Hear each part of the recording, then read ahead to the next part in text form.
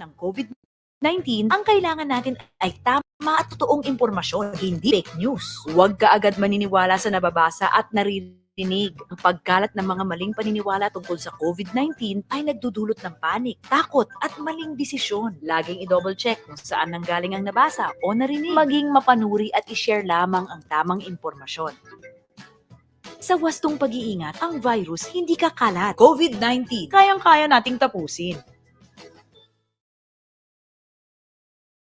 May dagdag na paraan laban sa COVID-19. Together, we can Bida Solusyon Plus. Bida Plus sa maayos na daloy ng hangin. Bida Plus sa maikling pisikal na interaksyon. Bida Plus sa pagsuporta sa bakuna. Bida Plus sa mga kwento ng kaligtasan sa Bida Barangay. Sa dagdag na pag-iingat, maraming buhay ang maliligtas. Bida Solusyon Plus laban sa COVID-19. Try something new this Monday on HTV. Ready kita ng rabbit caldereta. Wow! Learn new technologies for vlogging. Pwede ka rin maglagay ng colored light source. Pwedeng blue, yellow, green, kung ano ang preferred mo. And meet new friends. Today's episode features a very special guest. Top-grade wilderness is we don't stage anything. Make watching Edge TV your new Monday habit. 1 p.m. on Light TV. Try something new this Monday on Edge TV. Ready kita ng rabbit caldereta. Wow! Learn new technologies for vlogging. Pwede ka maglagay ng colored light source. Pwedeng blue, yellow, green, kung ano ang preferred mo. And meet new friends. Today's episode features a very special guest. Top-grade wilderness is we don't stage anything. Make watching Edge TV your new Monday habit. 1 p.m. on Light TV. Try something new this Monday on Edge TV. Ready kita ng rabbit caldereta. Wow! Learn new technologies for vlogging.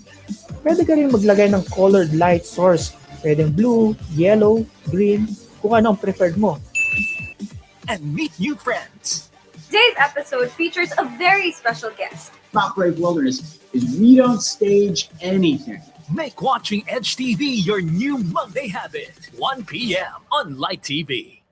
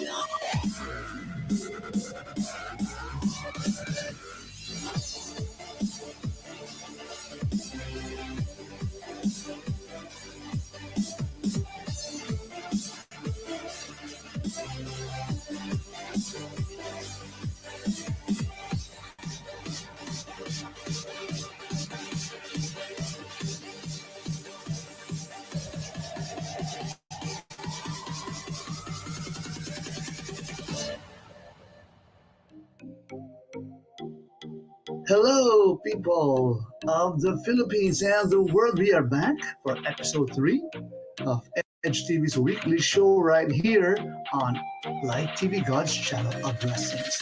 And siyempre, meron tayong Consult a Vet, Wildlife Matters. We got Kalikasan muna from Ampogi Show. Also, we have Geofilms Rentals tutorials. Also, Mom's Kitchenette special Ayuda recipes. And we've got lovely ladies from Eastside Rollerskaters. So don't miss this episode. Sit back, grab your chips, and maybe your favorite drink, and let's roll it out. Here we go.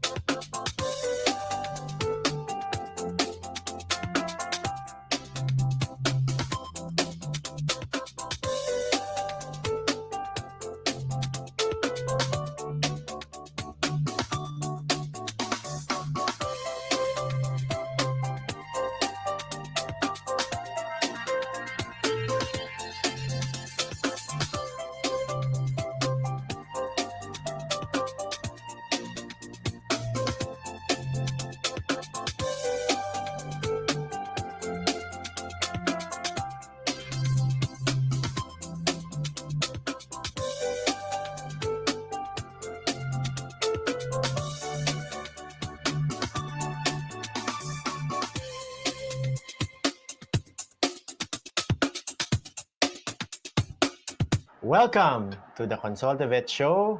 Gaya ng sabi ko last week, nandito pa rin po tayo sa RNC Rabbit Tree. And at last, matitikman na po natin yung hinanda po ni Doc Ricky Del Mundo of RNC Rabbit Tree. Doc, excited na akong tikman to eh. Ano ba tong pinrepare mo for us? And Doc, pinag-ready kita ng rabbit caldereta. Wow, rabbit caldereta. Alam nyo naman po na marami talagang pwedeng gawin sa rabbit meat dahil highly popular po yan ngayon. Dok, ano po ba yung mga iba't iba pang pwedeng dishes na pwedeng gawin dito sa rabbit meat?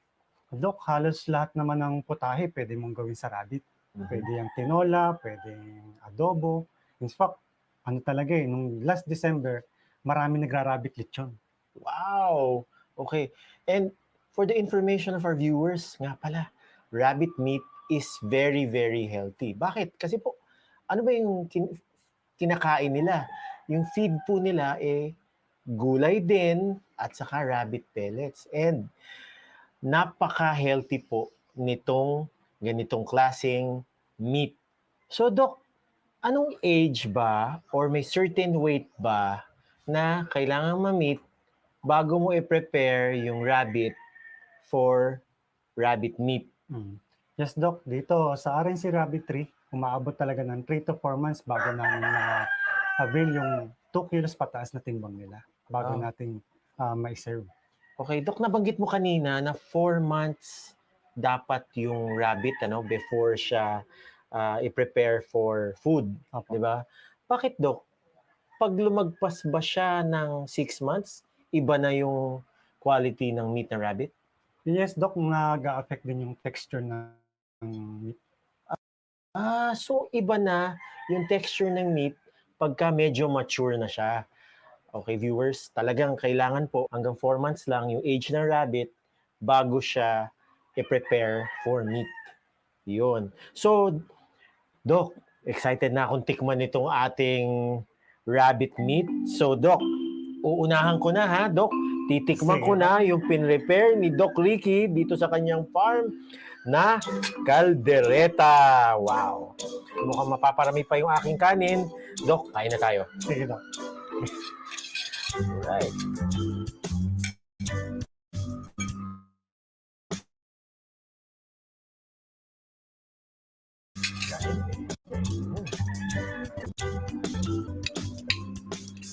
Sarap! Taso eh. Anong masasabi mo, Doc? Actually guys, honestly,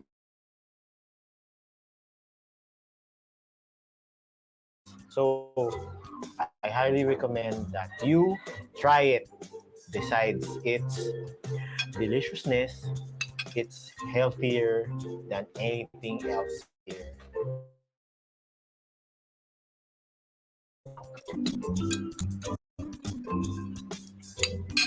Great! Super!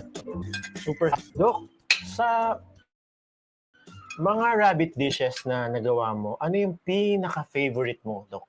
Ito talaga, Doc, ang pinaka-paborito ko. Ito nga mukhang ito.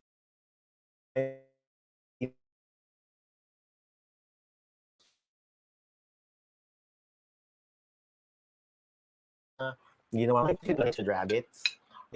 And a lot of other dishes. Actually, this can really replace pork and chicken meat here in the market. Ngayon po, na talagang we're problems with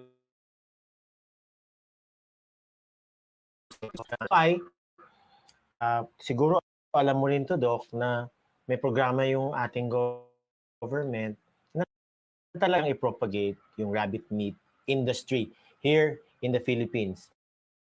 Hindi lang po dito sa Pilipinas yon. Gusto kong malaman ninyo dahil pag yung use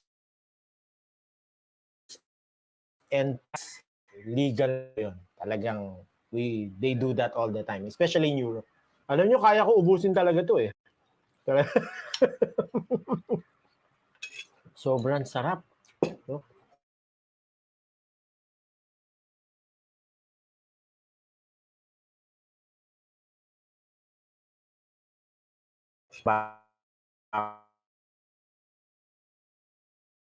sa cholesterol, di ba? Yung Yes, gano'n. actually, pag ginugol mo, lalabas yung isa sa healthiest meat. Ah, wow! Healthiest meat now in the market today. Okay? Yes, it is pricier, but it is really healthier compared to any other meat in the market. Okay, mas healthier pa sa chicken. So, guys,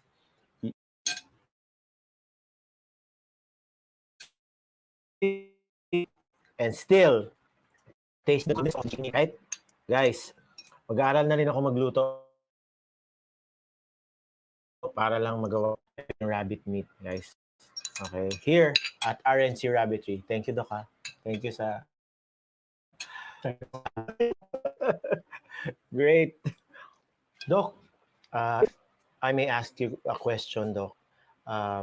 In all your years in pagra-rabbit, ano ba yung mga nag-challenges mo? Lalo na ngayon na bago pa lang tong industry na to sa Pilipinas. Dok. Ang challenges talaga na halos naging problema namin is feeds. Okay. Nung una talaga, wala pang commercially available na pang rabbit pellets talaga. Ngayon, Nung mga time na yun. ginagamit namin yung mga pang manok na feeds. Okay. May ano ba yun? Effect ba yun? May kakaibang nangyayari? So, meron naman, usually talaga yung diarrhea nangyayari talaga. Halos ang hirap talaga.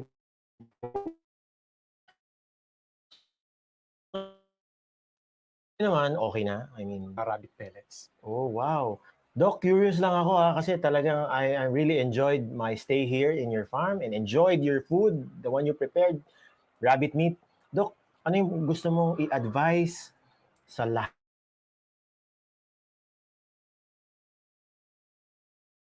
ng gusto? Sige, Doc, message ka. Doon sa mga gusto mag-start, pumili lang ng trusted breeder. Tapos, lagi ko sinasabi, start small, think big. Wow! Yun ang mga nuggets na pwede nating natutunan natin kay Doc Ricky. Actually, Doc Ricky is a veterinarian too. Perfect na perfect siya dito sa business, sa booming business ng rabbit meat business.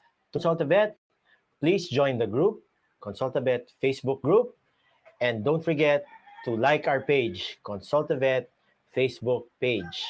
Pero syempre, hindi tayo matatapos. Pasasalamatan natin, Doc Ricky Del Mundo, thank you very much. And Doc Jericho De Pala of RNC Rabbitry for welcoming us, accommodating us, cooking for us in today's episode. To all our viewers, thanks for watching, and I'll see you all on our next episode. Guys, kain pa tayo.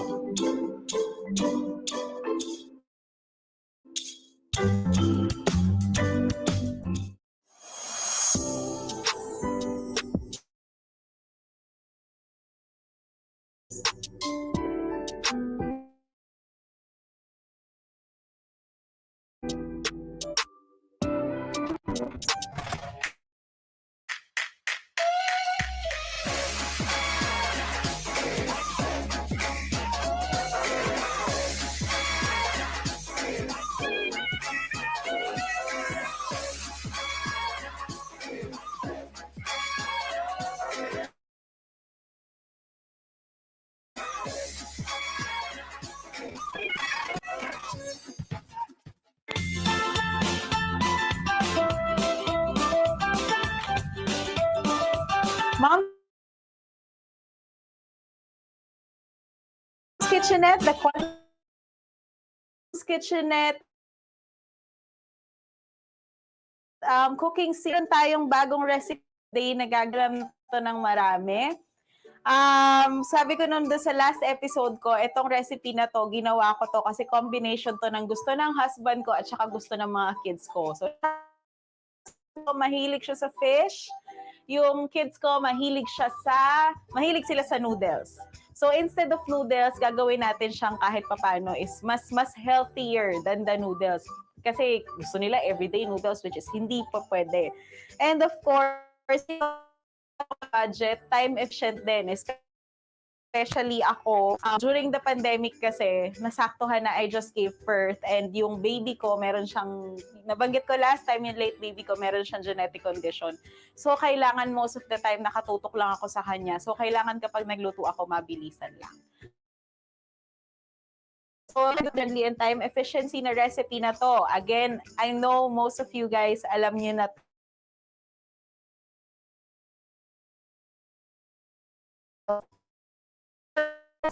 miswa sardines na tinatawag ko, yung iba ginagawa nila yung mackerel. So, meron ako ditong 1 clove ng garlic. Meron akong meron akong 3 pinch ng salt, 3 pinch ng pepper, meron akong cooking oil, and meron akong isang can lang ng sardines. Isang can ng sardines na to, make sure na dudurugin natin siya bago natin siya lang. Bakit?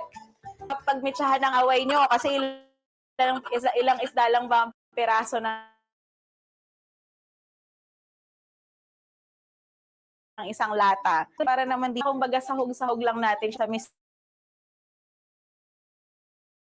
Instead na giniling, kasi mahal talaga ang pork.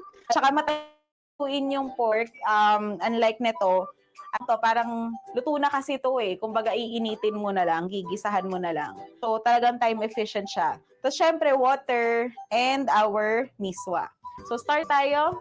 Sobrang napaka-efficient sa akin itong recipe na to. Kasi nga, mabilisan lang siyang lutuin. So, after ko magluto, makakabalik ako agad dun sa bibi ko. Saan ako siya? Nung nandito pa siya sa earth, nasa heaven na siya. So, mas nakakapagluto ako ng matagal. Sayang lang kasi hindi niya ma-experience yung mga recipe ko. Pero okay lang. At least, happy siya sa heaven. Lalagay ko na yung oil dahil mainit na yung ating pan. Umuusok na siya. Lagay ko na yung garlic. So, gisa-gisa tayo. Gisa-gisa. This time, maglalagay ako ng salt and pepper. Kasi dun sa mga last episodes ko, di ba, wala. This time, meron kasi meron na tayong water.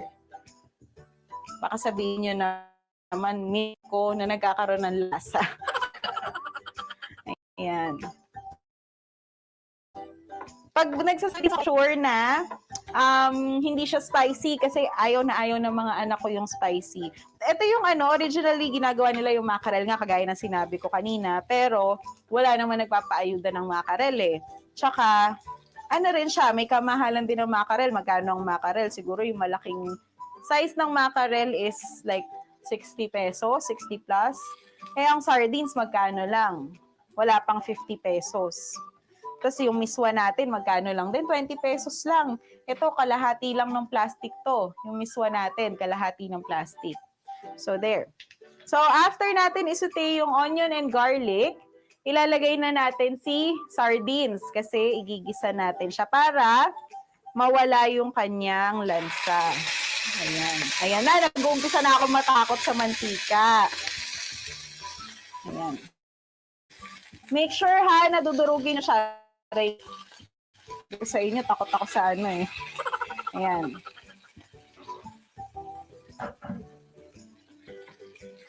There. So, gisa natin siya. Gisa-gisa.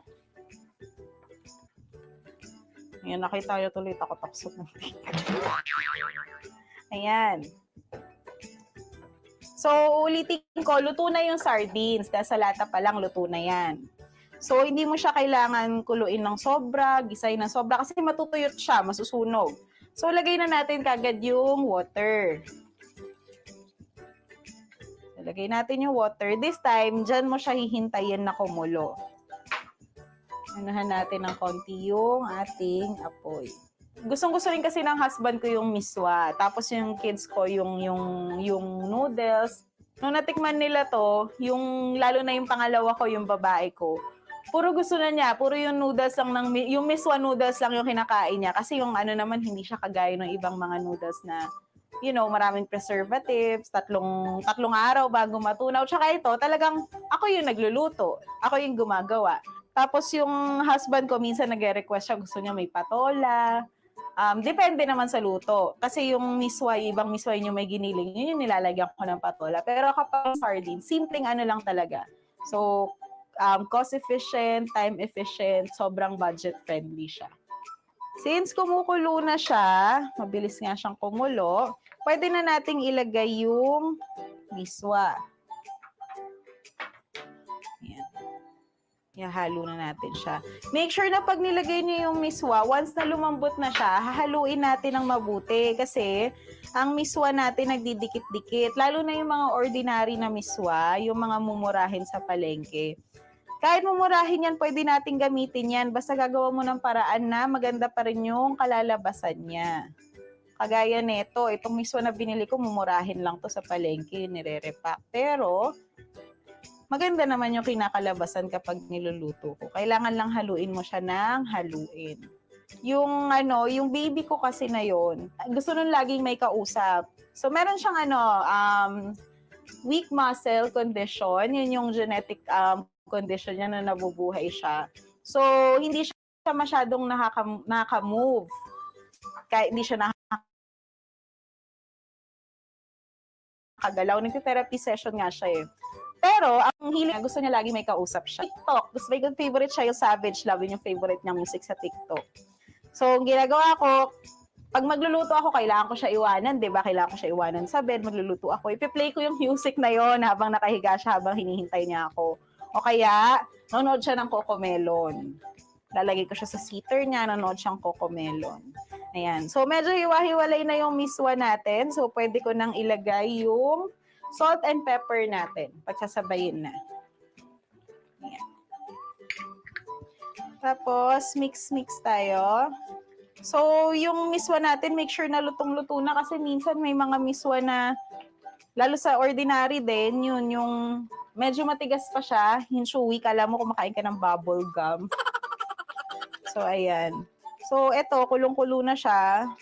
Pag hinalo mo yung miswa, kailangan ganyan. Huwag yung ganon, kasi hindi yan maghihiwa-hiwalay. Gaganon-ganonin natin kasi para maghiwa-hiwalay siya, hindi siya magdidikit-dikit. And less less chances na mabilis siyang matuyot. Kasi ang miswa, mabilis humigop yan ng sabaw or sarsay. So, kailangan para hindi siya masyadong mabilis humigop ng kailangan kalas-kalas talaga siya. Para malaman mo kung luto na, ganyanin mo. Kung naputol yung noodles or yung miswa noodles, then luto na siya. Okay? So, our finished product is here. Miswa sardines. So, miswa sardines, magkano lang to? 20 pesos na maliit na lata ng sardines. So, durug-durugin mo lang yung fish. 20 pesos worth na miswa. Ang luto, less than 10 minutes lang. Mabilis na mabilis and malasang malasa. Kasi bukod sa meron ng timpla yung ating sardines, nilagyan pa natin siya ng salt and pepper kasi nga may water. Okay, so there you have it. Sardines miswa. For more pandemic recipes, watch out sa mga susunod na episodes ng Mom's Kitchenette. Thank you at sinamahan niyo ako ulit sa kwentuhan at konting luto ng pandemic recipes natin. Thank you so much and see you next week. Bye, guys!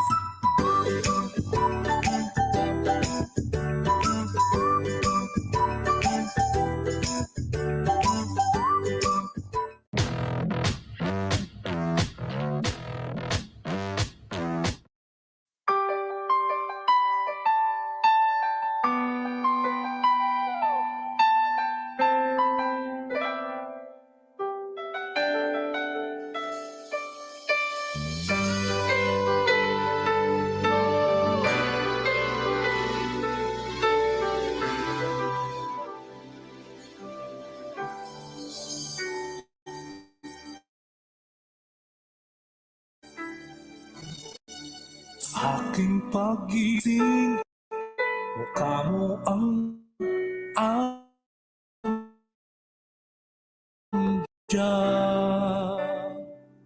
Pagtiig sa akin hanggang sa pagtulog ko'y kayakap mo. Simulan mo ng halik ng papikip o kay bilis ng panahon. Lumipas ang taon, binibilang ko ang bawat galaw ng orasan. Di ko man malimit sabihin, mahal kita, huwag mo kong iwan.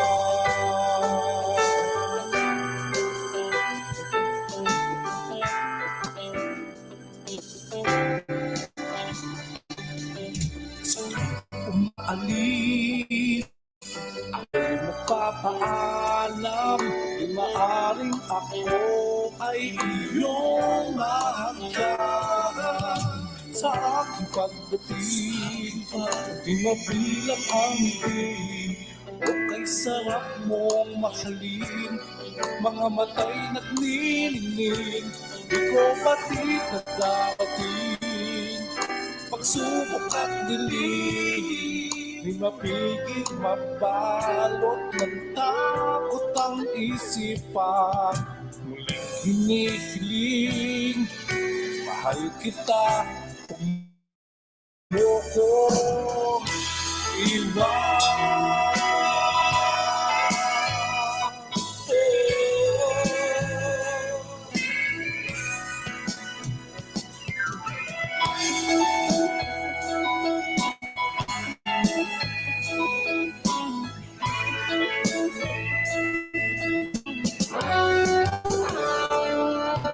Huli nalaman ko, ikaw pala'y nasa isip lang. Di kita kapiling, at ako'y nag-iisa.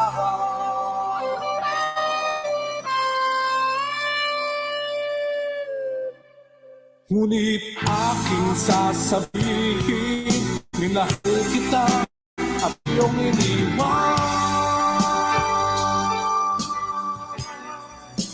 Ako'y iyong iniwan. Ako'y iyong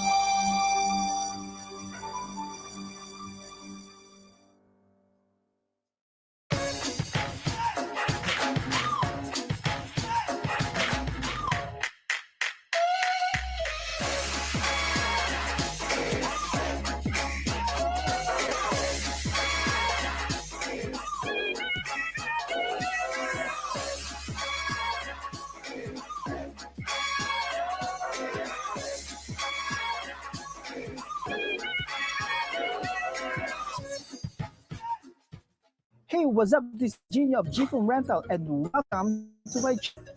I share some tricks about filmmaking. Halika't samahan sa mundo ng videography. Tuklasin natin ang iba't ibang sa paggawa ng film. So what are you waiting for? Subscribe now and let the action begin.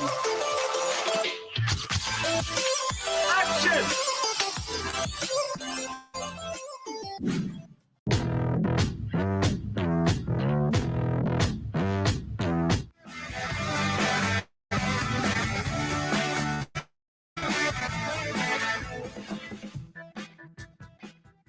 Hey, it's Jazz, and this is Wildlife Matters. Today's episode features a very special guest, animal expert, King of Stings,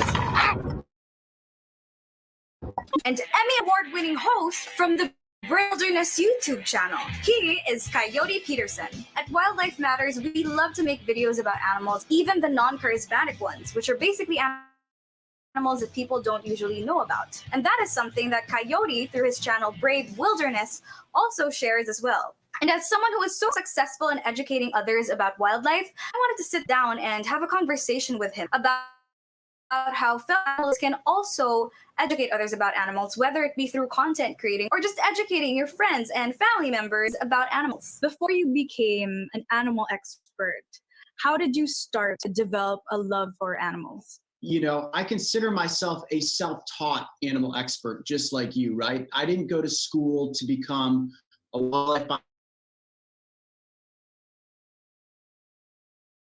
biologist or a zoologist, a paleontologist, a marine biologist, I mean, you name it. None of my formal education is in the world of animals. It's all in screenwriting, producing, and directing. So I really understand how to tell a story. My education in animals began when, I mean, gosh, as soon as I could pick up a book or get outside and start exploring, I guess I could probably date it back to 3 or 4 years of age.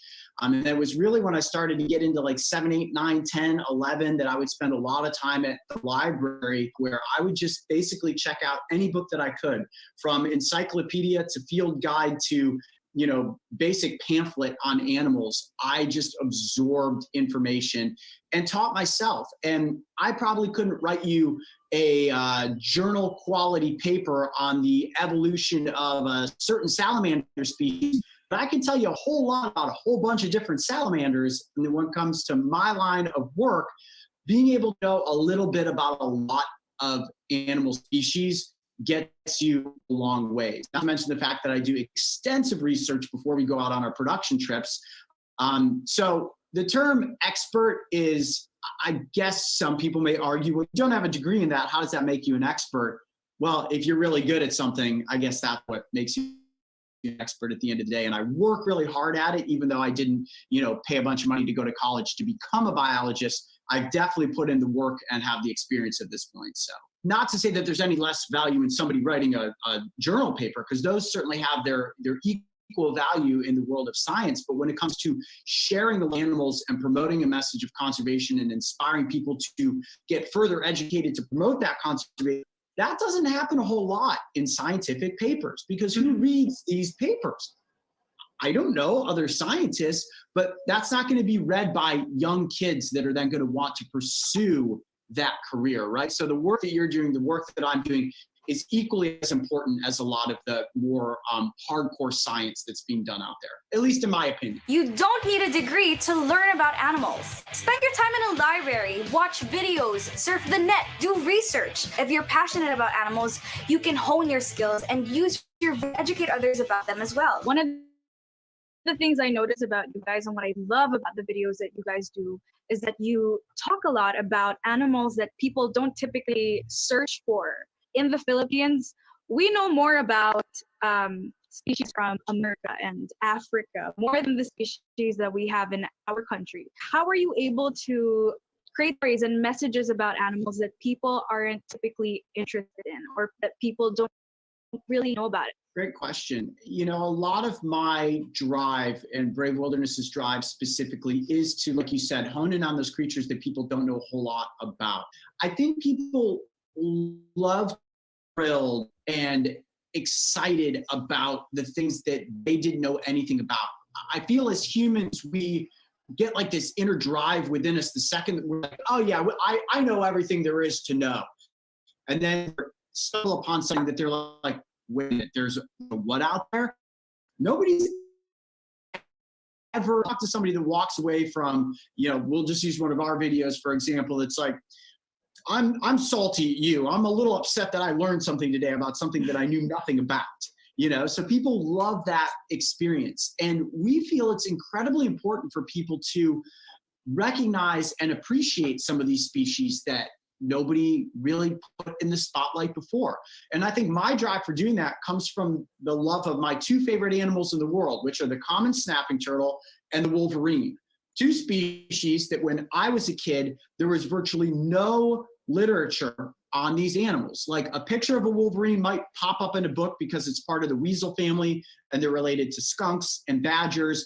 And I might every once in a while get a picture and a paragraph about that animal. When it came to the common snapping turtle, nobody was talking about common snapping turtles. And that's the one animal that I grew up with in my backyard. They were in the ponds and the swamps and the things around where I lived. So that gave me the opportunity to interact with that species. So those are two examples of animals that people did not know, or I should say publicly shared a lot of information about. And that's what got me interested. So we share that same synergy through the Brave Wilderness channel to be like the things that people are not interested or that they don't realize exist. are the things that they're more likely to be interested in. The natural world is amazing. Animals are awesome, and there are many cool species people rarely learn about. And sadly, it's those species that usually end up endangered without much support. So that's why we are always urging you guys to learn and pass down that information to others. So what's the craziest story that you've ever told for Brave Wilderness? Well, one of the craziest as of recent was, did you see the recent episode, Stung by a Cicada Killer? Yeah. Okay, so the cicada killer has an incredibly bad rap because of invasive hornets, or this threat that hornets may invade the United States.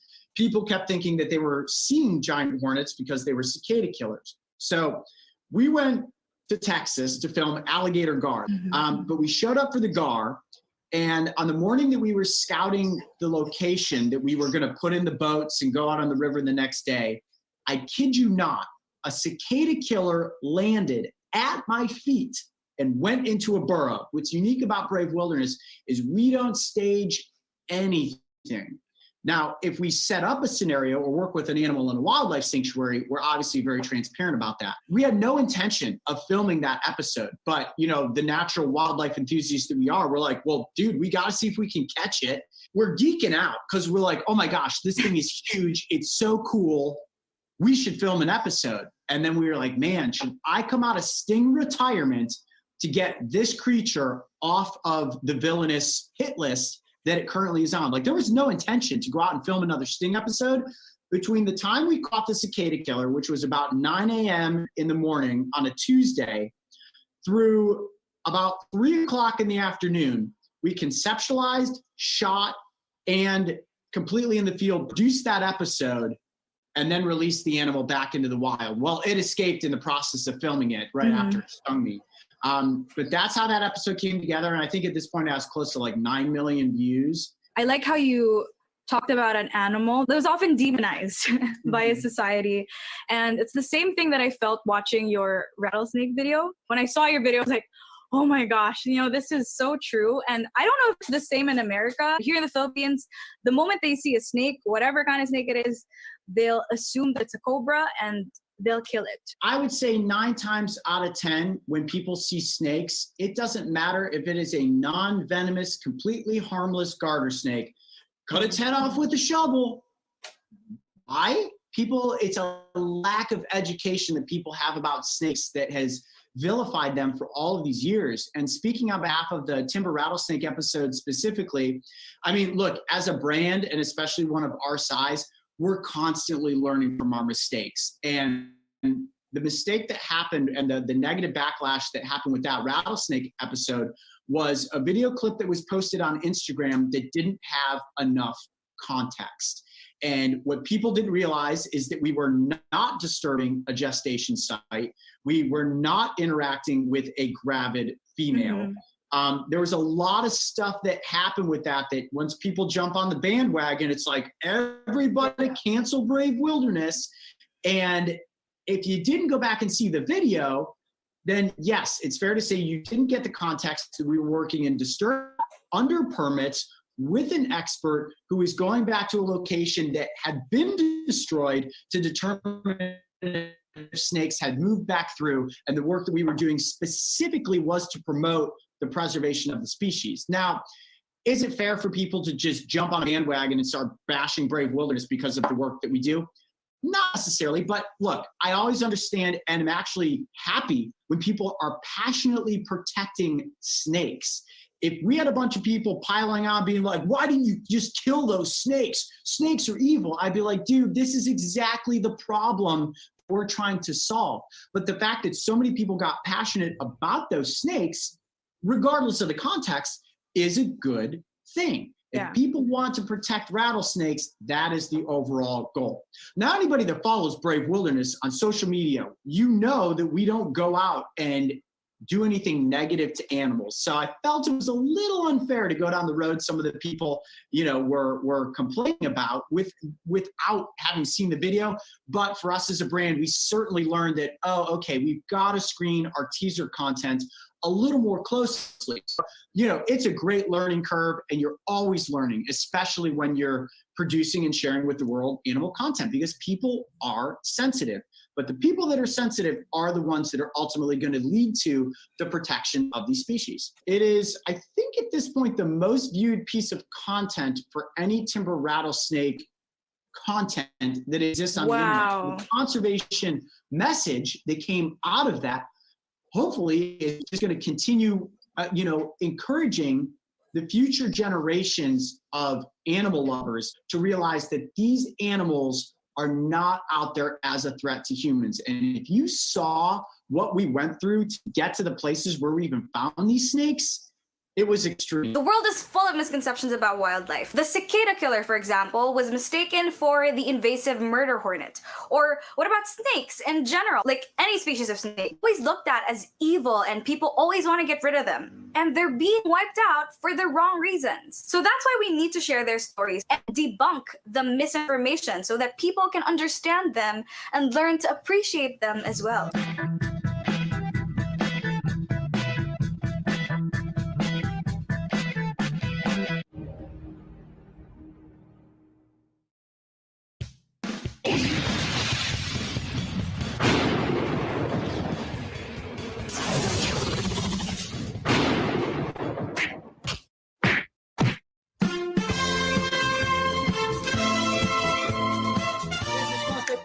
And welcome to another video, and today we will teach you how to transplant your seedlings from the germination natin. Gumamit tayo ng mga recyclable materials. So watch this video, and then I hope that you learned something from it and you can use it in your own urban gardening. Woo!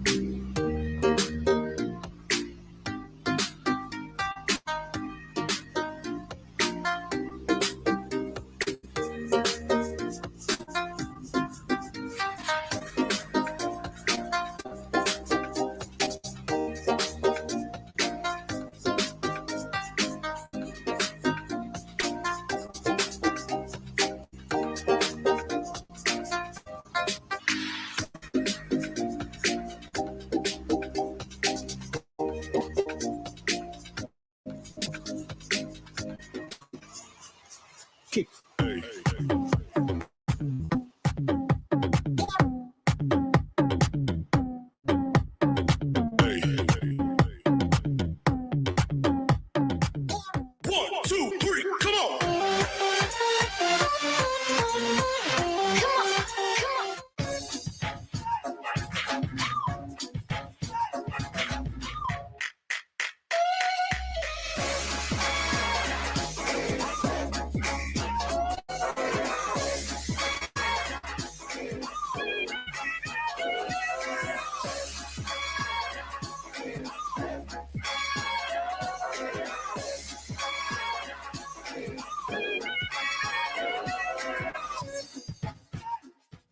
Paano nga ba ang average shots na ganito will turn into this, into this, into this, and into this using lighting technique?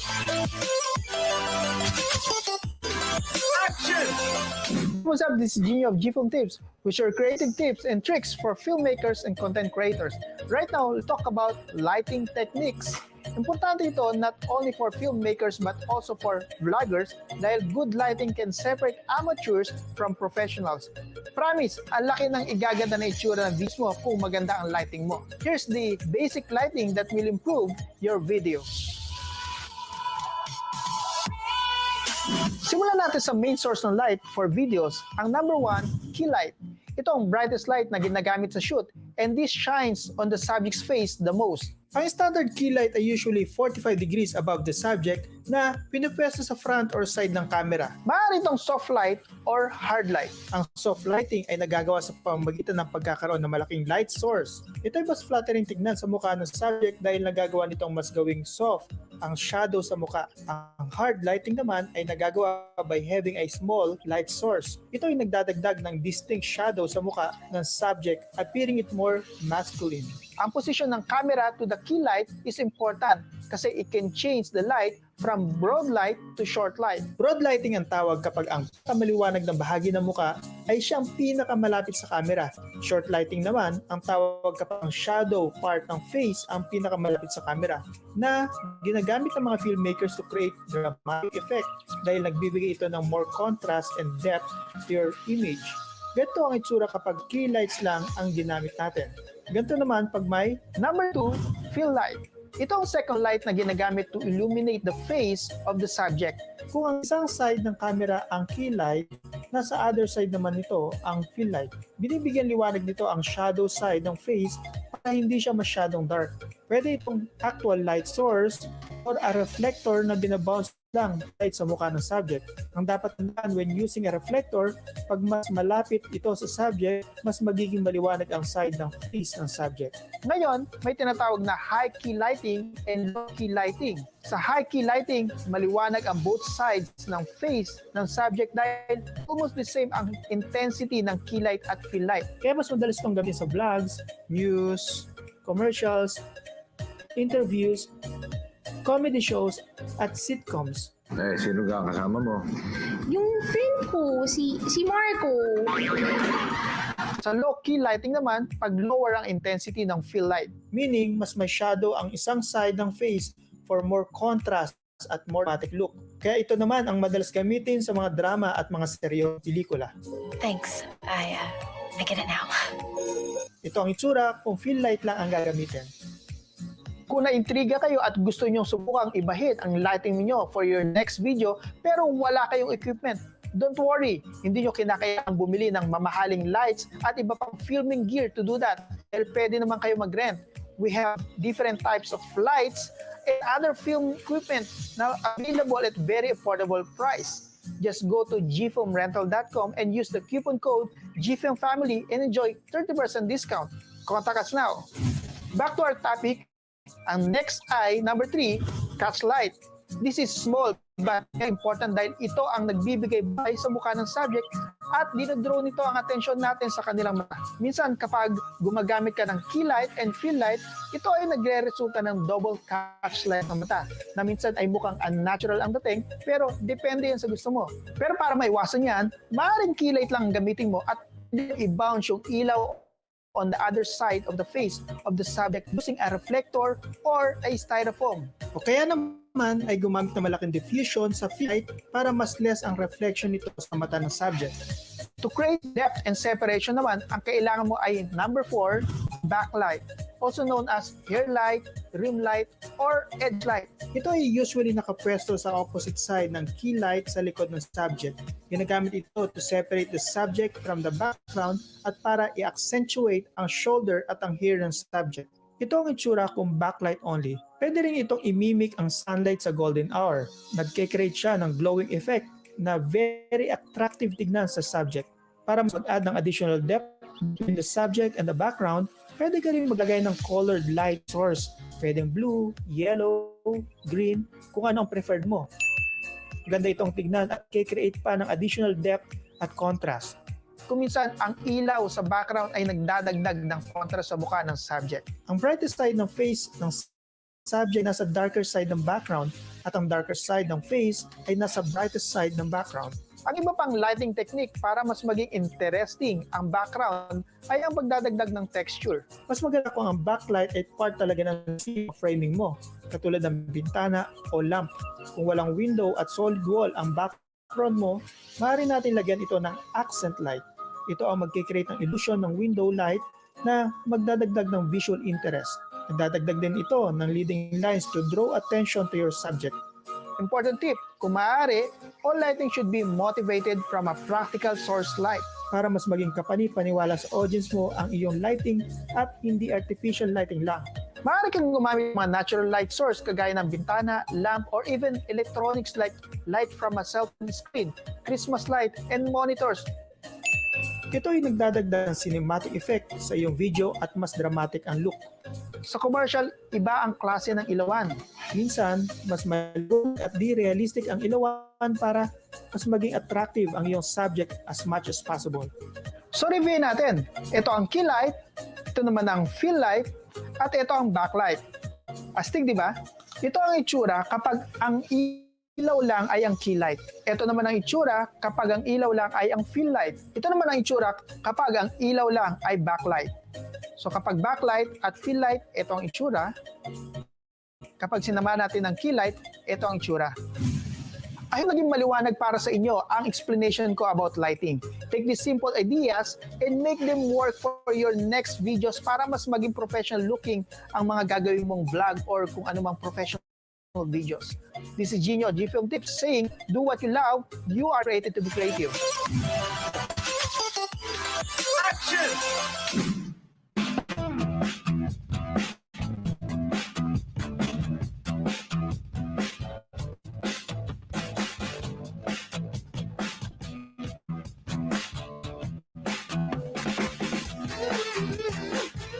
Hindi matutong si Mali kasi inaalagaan ng mga yun kaya nabibigyan ng enrichment program. Sa pinakamasarap na trabaho sa buong mundo, sana nakatrabaho kasama mo dito. Kinagat ako ni Karah. She stayed Bengal Tiger of 2 months.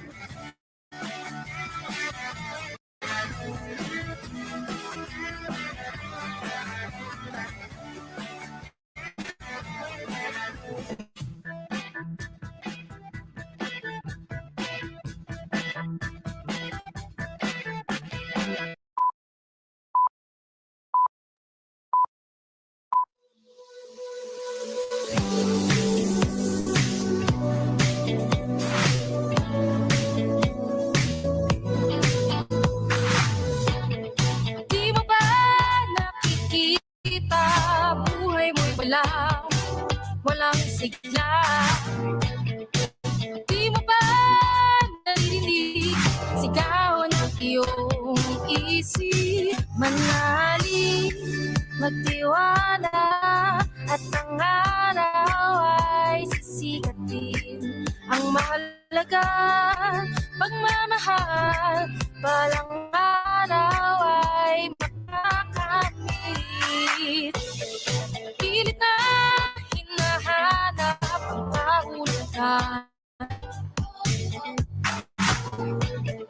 Buhay laging pasay, araw di lumilipas. Manali, matiwanag at ang araw ay sisikat din. Ang mahalaga, pagmamahal, balang araw ay makakamit. Sa puso na magsisimula ang pagbago ng sarili. Sa puso na magsisimula ang pagbago ng sarili. Diyos ang may hawak ng buhay ko. Ising ka lumabog na sana nung mata. Manalig, magtiwala at ang araw ay sisikat din. Ang mahalaga, pagmamahal, balang araw ay makakapit. Sa puso na magsisimula ang pagbago ng sarili. Sa puso na magsisimula ang pagbago ng sarili. Pagbago ng sarili.